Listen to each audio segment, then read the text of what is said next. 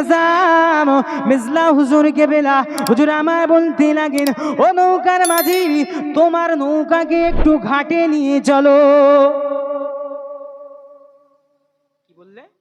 তোমার নৌকাকে একটু ঘাটে নিয়ে চলো। দেখি না ব্যক্তিটা দৌড়ে আসছে, কি বলতে চাই দেখি না, হাতে একটা ব্যাগ নিয়ে।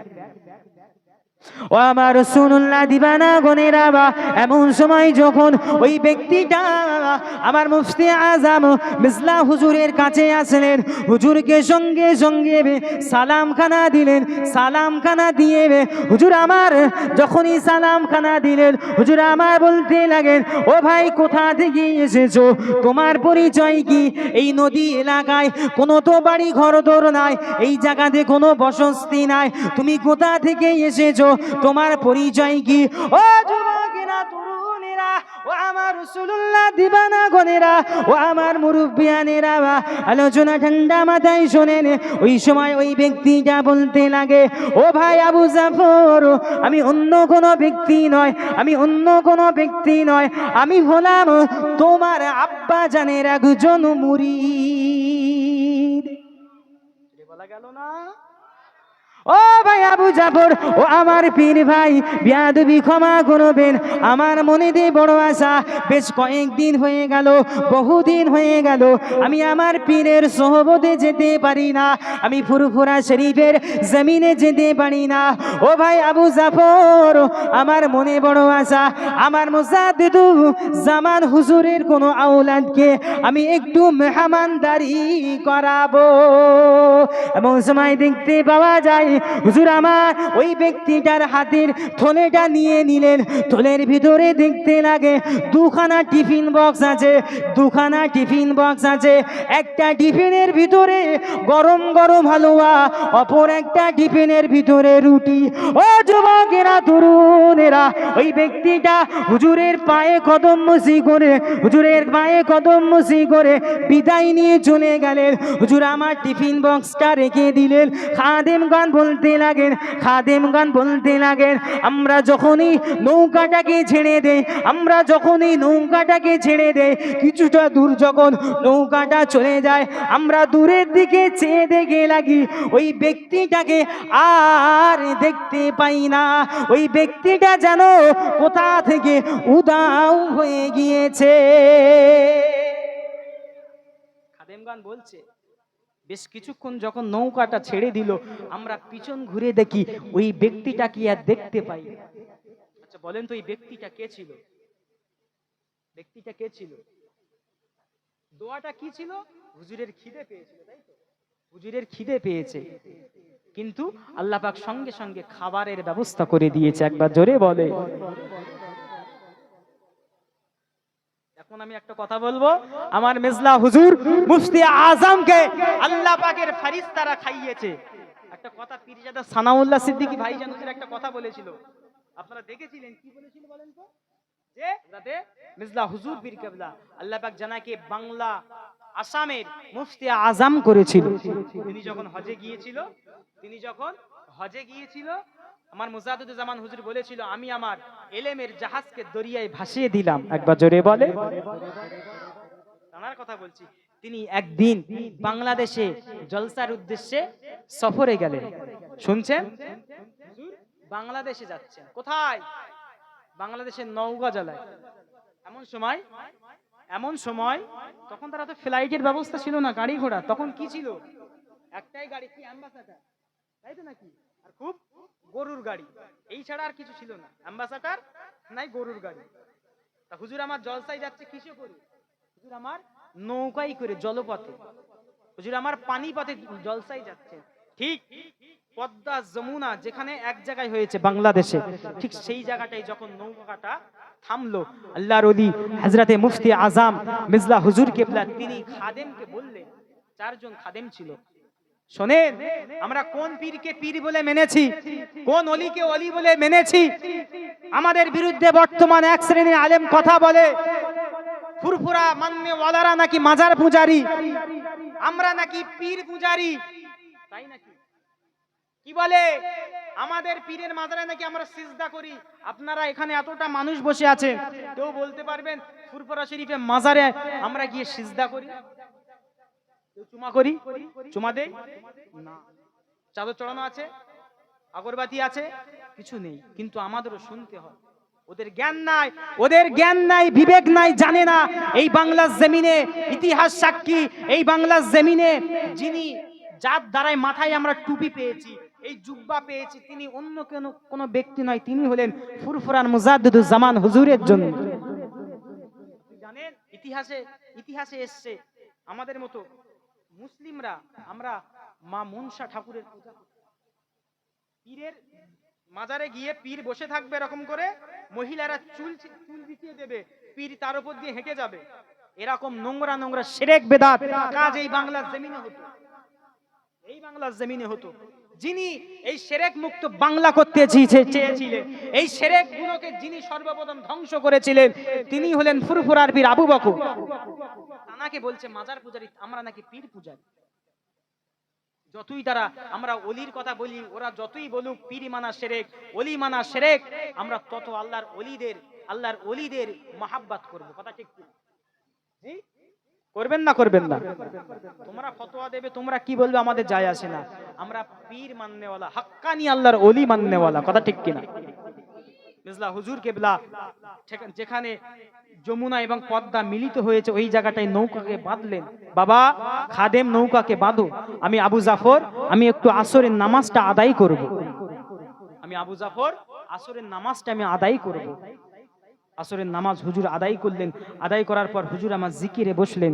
খাদেমগণ বললেন হুজুর জলসার সময় তো হয়েই আসে, হুজুর চলেন। হুজুর বললেন ঠিক আছে চলো, সকলে নৌকায় উঠে। নৌকার মাঝি ছেড়ে দিল নৌকা। এমন সময় হুজুর যখন নৌকায় বসলেন একদিকে, আর অপরদিকে খাদেমগণ বসলেন।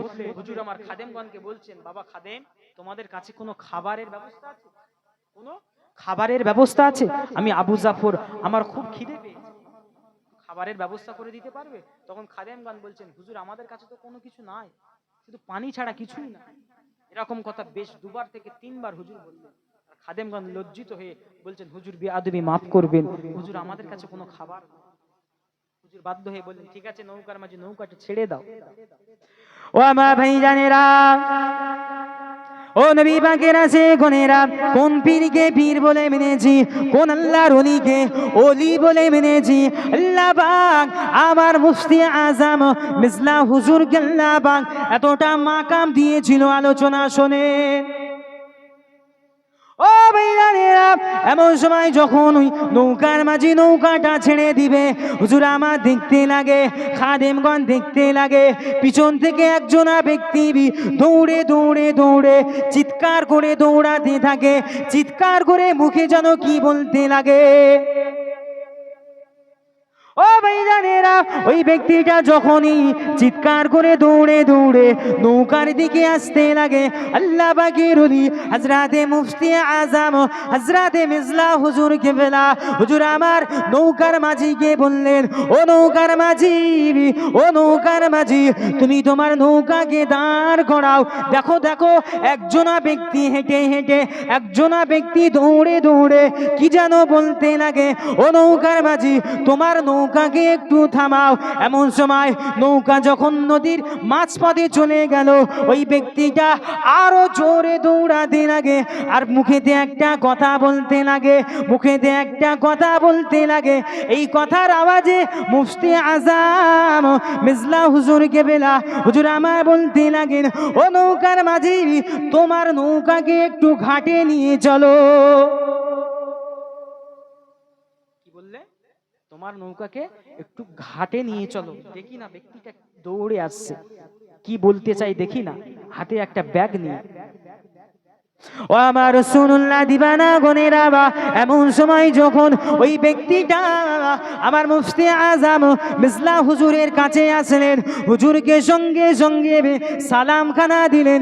সালামখানা দিয়ে হুজুর আমার যখনই সালামখানা দিলেন, হুজুর আমার বলতে লাগেন, ও ভাই কোথা থেকে এসেছো, তোমার পরিচয় কি? এই নদী এলাকায় কোনো তো বাড়ি ঘর দর নাই, এই জায়গাতে কোনো বসতি নাই, তুমি কোথা থেকে এসেছো, তোমার পরিচয় কি?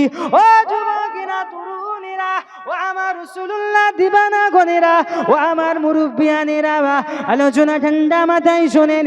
ওই সময় ওই ব্যক্তিটা বলতে লাগে, ও ভাই আবু জাফর, আমি অন্য কোনো ব্যক্তি নয়, আমি অন্য কোনো ব্যক্তি নয়, আমি হলাম তোমার আব্বা জানের একজন মুরিদ। বলা গেল না? ও ভাই আবু জাফর, ও আমার পীর ভাই, বিয়াদবি ক্ষমা করবেন, আমার মনে দিয়ে বড় আশা, বেশ কয়েকদিন হয়ে গেল, বহুদিন হয়ে গেল, আমি আমার পীরের সোহবতে যেতে পারি না, আমি ফুরফুরা শরীফের জমিনে যেতে পারি না। ও ভাই আবু জাফর, আমার মনে বড় আশা, আমার মুজাদ্দিদু জামান হুজুরের কোনো আওলাদকে আমি একটু মেহমানদারি করাবো। এমন সময় দেখতে পাওয়া যায় হুজুর আমার ওই ব্যক্তিটার হাতের থলেটা নিয়ে নিলেন। থলের ভিতরে দেখতে লাগে দুখানা টিফিন বক্স আছে, দুখানা টিফিন বক্স আছে। একটা টিফিনের ভিতরে গরম গরম হালুয়া, অপর একটা টিফিনের ভিতরে রুটি। ও যুবকেরা, তরুণেরা, ওই ব্যক্তিটা হুজুরের পায়ে কদম মুসি করে, হুজুরের পায়ে কদম মুসি করে বিদায় নিয়ে চলে গেলেন। হুজুর আমার টিফিন বক্সটা রেখে দিলেন। খাদেমগণ বলতে লাগেন, খাদেমগণ বলতে লাগেন, আমরা যখনই নৌকাটাকে ছেড়ে দেই, আমরা যখনই নৌকাটাকে ছেড়ে দেই, কিছুটা দূর যখন নৌকাটা চলে যায়, আমরা দূরের দিকে চেয়ে দেখে লাগি ওই ব্যক্তিটাকে আর দেখতে পাই না। ওই ব্যক্তিটা যেন কোথা থেকে উধাও হয়ে গিয়েছে। খাদেমগণ বলছে, বেশ কিছুক্ষণ যখন নৌকাটা ছেড়ে দিল, আমরা পিছন ঘুরে দেখি ওই ব্যক্তিটা কি আর দেখতে পাই। আচ্ছা বলেন তো, এই ব্যক্তিটা কে ছিল? ব্যক্তিটা কে ছিল? দোয়াটা কি ছিল? হুজুরের খিদে পেয়েছিল, তাই তো? হুজুরের খিদে পেয়েছে, কিন্তু আল্লাহ পাক সঙ্গে সঙ্গে খাবারের ব্যবস্থা করে দিয়েছে। একবার জোরে বলে। এখন আমি একটা কথা বলবো, আমার মেজলা হুজুর মুফতি আজমকে আল্লাহ পাকের ফেরেশতারা খাইয়েছে। একটা কথা পীরজাদা সানাউল্লাহ সিদ্দিকী ভাইজান হুজুর একটা কথা বলেছিল, আপনারা দেখেছিলেন, কি বলেছিল বলেন তো? যে ফুরফুরান মুজাদ্দিদুজ জামানকে আল্লাহর ফেরেশতারা পর্যন্ত চেনে। বলেছিল না বলেনি? জানেন? বলেছিল, খুব ভাইরাল হয়েছিল।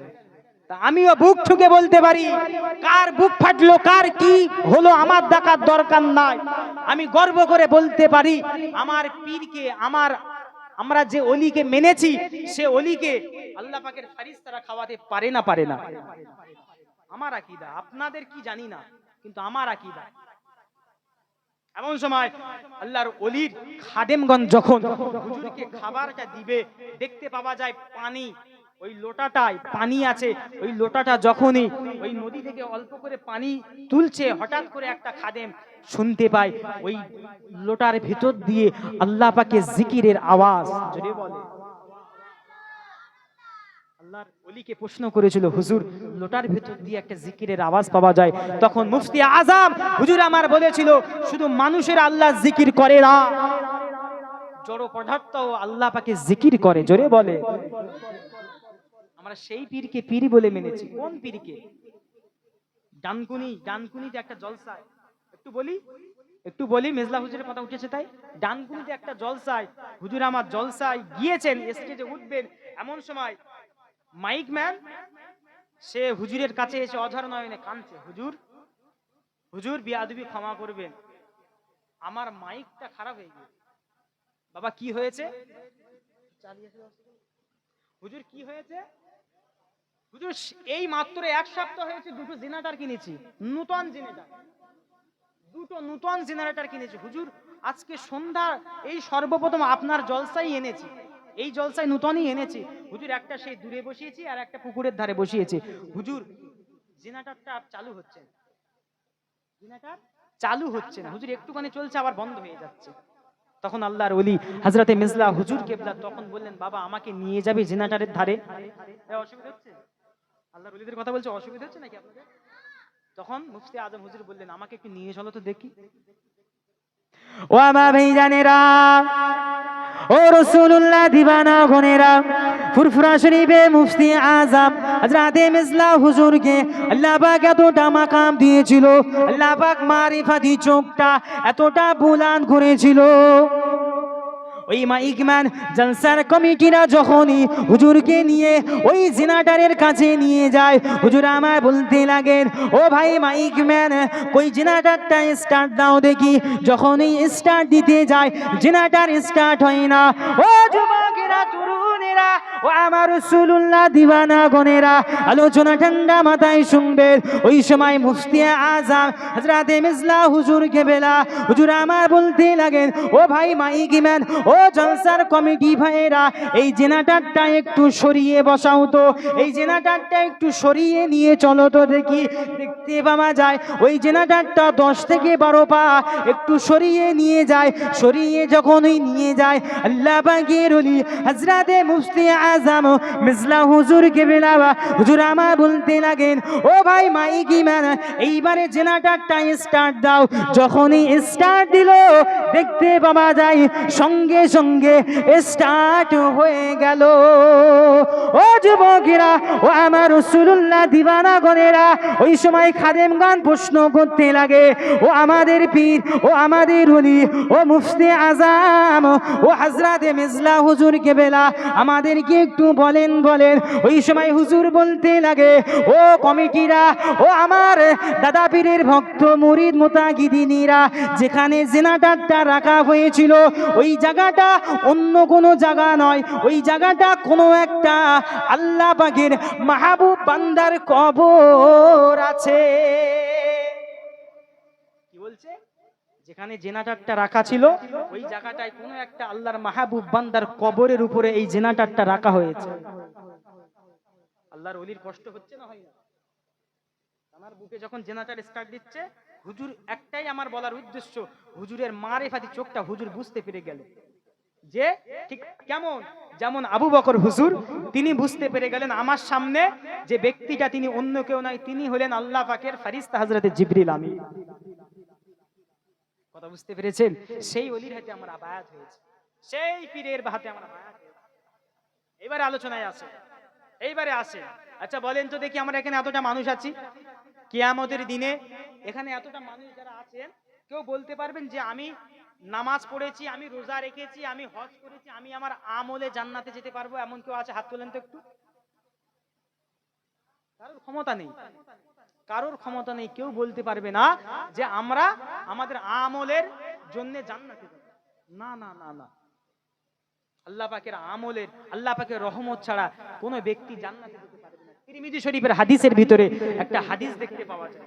আলোচনা শুনেন।